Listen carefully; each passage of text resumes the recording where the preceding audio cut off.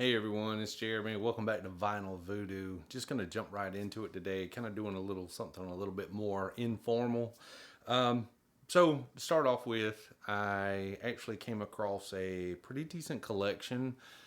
Pat last weekend found it on Facebook Marketplace. Got a lot of great vinyl for a really good price. So I've been kind of going through all those records, logging them into Discogs, giving them a good cleaning, things of that nature. And so there was a lot of stuff in there that kind of stuck out to me. Things that I'd never heard all the way through, maybe something I never listened to all the way through, some things I've never actually taken the time to listen to at all. And maybe I'm a little bit late on that bandwagon, I guess, but I'd like to talk about some of those today. And I got a couple of them in there that kind of shocked me on things I found. So, yeah, let's check it out.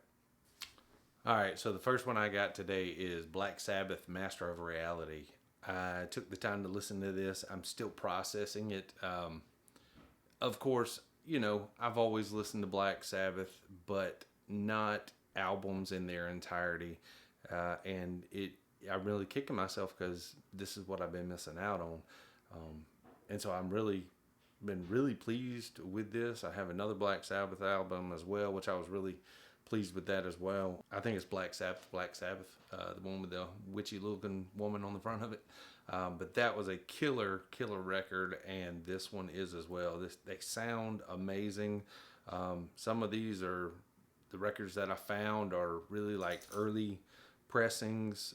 If they were sealed, they'd probably be worth a lot more money. But even still, these sound phenomenal. I've played this a few times and can't wait to play it even more. So the next one I have is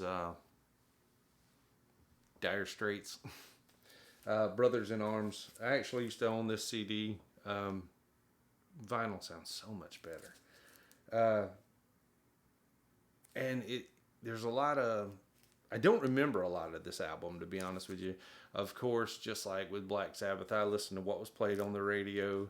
Um, Sultans of Swing, Walk of Life, and Money for Nothing.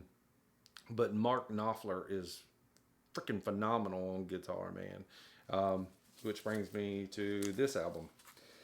Never listened to anything on this album at all before, and this is freaking sweet, man. I was listening to it just before I started recording this video, and just there's on these out there is not a bad song. I mean, these are just straight great songs all the way through. The guitar playing is top notch. You can't get any better of it. The sound quality is amazing. Great recordings, great pressings. Really, definitely recommend these to anybody. All right, so here's another one we have. I really enjoy this record, but the problem with this one, this copy is this not in the best of shape. It sounds decent. I have listened to this album before on streaming. It's a great album. This copy is not the best, but I was glad to get my hands on it. I'm glad I have it in my collection, but I'm probably going to eventually trade this one in for a better copy of it. But yeah, there's a lot of, it's got tape over the vinyl and stuff like that because somebody decided to write their name on tape and stuff like that. But, you can tell it was a well-loved record. It does have some dings and things like that, which kind of, it doesn't make it as enjoyable, but it's still a great record nonetheless. Definitely will buy a cleaner copy eventually. This is the band Cahoots is the name of the album, and love this one as well. Another one I've never listened to all the way through, but I have really enjoyed it. I don't think it's one of their best, but it's still a great record. I've enjoyed listening to all these and the nostalgia it brings with them. So yeah, this is another one, a really great one. I think my favorite one on here is When I Paint My Masterpiece. Love that song, great song. So another one I just recently added to my collection is Vanilla Fudge Renaissance. This one, another great one. Season of the Witch. I really like this type of stuff. I think it's more mood music, I guess you could say. A lot of instrumental. It's almost like a sense of dread with some of the tones and sounds that are coming off of here. But nonetheless, another great album by another great band. I absolutely love Vanilla Fudge. Here's a double LP, Steely Dan Greatest Hits. And of course, once again, it's kind of like a band that I've heard their songs on the radio, but never took the time to listen to full albums before. And this is another banger. I love these. I love Steely Dan. As I've gotten older, you know, our musical tastes seem to change. I still hold on to what I once listened to, but now, you know, I feel like I'm almost in my yacht rock era, and I don't know, weird. But nonetheless, this right here, when I first started playing it, it reminded me of what made me get into vinyl. Do It Again is the very first track on this album. And when I played it, there were sounds that I had never heard in this song before. And I absolutely loved it. This album, the songs on this album actually fill the room. It's kind of one of those things where it's like portions of a song will kind of move about the room, and then when everything comes to where it's supposed to be, it's like all those little cracks are filled in, and it just hits in the right spot. Love this album. Great stuff. All right, so the next one I want to talk about is the Quicksilver Messenger Service. Quicksilver. I don't even know the name of this album. All I know is Quicksilver Messenger Service. And I've loved everything from Quicksilver. I actually have another one, Quicksilver Shady Grove. When I first put that one on, which was the first LP that I got from by Quicksilver, when I first put that on and I listened to it, it was one of those albums that took me a few times to actually go through and listen to and get acquainted with. And once I did, I actually appreciated it for what it was. And this one is another one, something similar to it, but a lot easier to become familiar with. And once again, one of those albums where it's just I've loved every track on here. Some of these they don't have as many tracks on them, but it's still it makes a great album. Love this one, good stuff. Whenever I buy my vinyl, I don't mind investing the money because eventually I can recoup some of that cost, and I will sell off some of my records, and then I'll go buy more records. And that's one of the great things. I love it because as I'm a collector, there are other collectors out there as well. And me personally, I don't mind buying secondhand, as I'm sure a lot of people don't, unless you're after the latest and greatest music that the industry has to offer. But with that being said, I do have a handful here that I have kind of set aside. So I give you a walkthrough of my process. My setup over here. On the left side, I usually set everything in there that I've really heavily rotated as of recent. On the right hand side, I put everything that I've newly acquired. And so everything that I'm really digging kind of goes on the left hand side.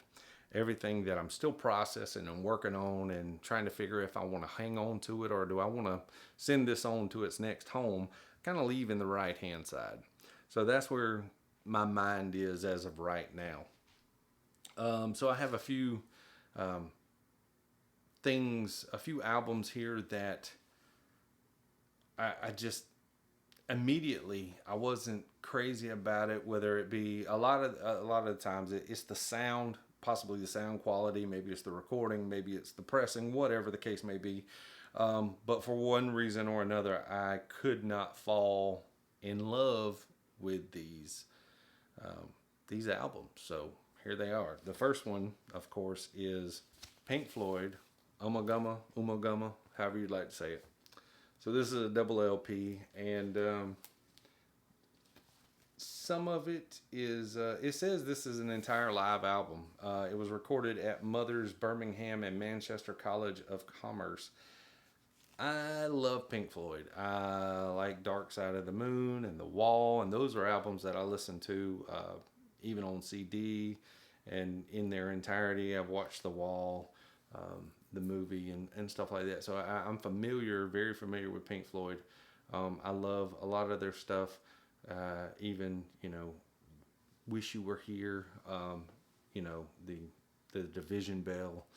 And so they got a lot of great works, but in my opinion, I don't know if it was the live recording. I'm not a fan of live recordings, and this is something that it just threw me for a loop. Some of these, like the B-sides, man, like they were just sounded like sounds. Now I know that's kind of like what Pink Floyd's known for. It's kind of almost experimental, but this didn't do much for me. The side one of the first record, I thought was pretty decent. It was them. They were singing. But as it went on, it sounded like filler in my head. And so I just couldn't wrap my head around it. I don't know really what to make of this. But it's Pink Floyd doing some early Pink Floyd stuff. And if you're a Pink Floyd fan, maybe you'll enjoy it. In the collection that I came across, I actually found a couple of albums that were completely and utterly sealed, which makes them worth more money. Which makes me question, should I open them or should I sell them off for something I'm really looking for, One of that is ELO's Greatest Hits. Completely sealed. Evil Woman, Living Thing, Showdown, Turn to Stone, Rockaria, Sweet Talking Woman, Strange Magic, Mr. Blue Sky. So yeah, there's ELO, and then I have heard this album in its entirety. I grew up listening to Dwight Yoakam. I love Dwight Yoakam. Should I open this? Because I think it would be really cool to add this to my collection, as I am a Dwight Yoakam fan. But with songs like Honky Tonk Man and I Sang Dixie, Guitars, Cadillacs, Streets of Bakersfield, I know all these songs by heart. So it kind of makes me wonder, do I want to hold on to this and add it to my collection and actually listen to it? Or would I rather sell it off and make a little profit off of it and spend it on something that will take me further down this musical journey, down this, adventure highway, so to speak. All right, once again, a couple other ones that I was not a fan of, and I just don't know if it's the live setting, if it's the recording, whatever you'd like to contribute to. But we have two Rolling Stones here. They play phenomenal. There's nothing wrong with this vinyl, but the sound, once again, live album, not crazy about it. But we have Rolling Stones Still Life, and this is Rolling Stones, Their Satanic Majesty's Request. I listened to both of these in their entirety, and once again, familiar with some of the songs, enjoyed hearing what I was hearing, but I just couldn't get behind it. I don't know why. I don't know if it's because it's live. I don't know if it's because of the acoustics or the recording or the processing or whatever, whatever, one reason or another. I just didn't like these. Now I'm going to tell you about an actual live album that I found in here that I have never really taken the time to listen to. This band, yes, I've heard songs on their radio, and I'm familiar with some of their work, but to actually sit down and listen to them, I am not a deadhead. But Grateful Dead, Reckoning, this, I loved every minute of it. This is a live recording, and it sounded fantastic. There were some songs in here that I didn't even know that they sang or that they covered, but I love this album. This is definitely going in there. I was surprised. I was surprised at the album. I was surprised at myself, but I really enjoyed this album. And so I recommend this to anybody. I loved it. I love the folk of it. I love the acoustic of it, the electric of it. It's all good stuff mixed in a double LP, and the recording sounds awesome, and I love it. All right, well, I think that about wraps it up, but I have one more thing I'd like to show you that I found in there that to me was a big find. And um, as a recent vinyl enthusiast, a part of the vinyl community, I thought I'd share with this with you. And I was pretty excited. You know, you find your maybe it's not a big deal to everybody, and that's okay, but it's a big deal to me, and I absolutely enjoyed it. But this back here on the wall behind me, Iron Butterfly.